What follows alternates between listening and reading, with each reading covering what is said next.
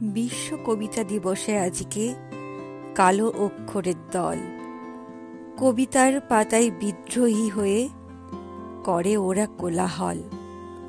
অবাধে চলিছে ভ্রূণ হত্যা আর শিশুদের অবহেলা। হত্যায় রচিত ধরণীর ধূলি, শিশু রক্তে হোলি খেলা।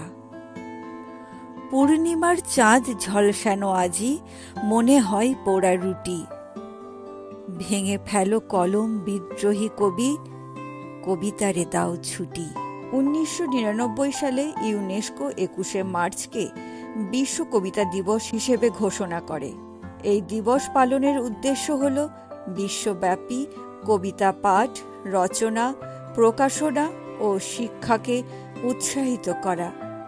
ইউনেস্কোর অধিবেশনে এই দিবস ঘোষণা করার সময় বলা হয়েছিল, এই দিন বিভিন্ন জাতীয়, আঞ্চলিক ও আন্তর্জাতিক কবিতা আন্দোলনগুলোকে নতুন করে স্বীকৃতি ও গতি দেবে।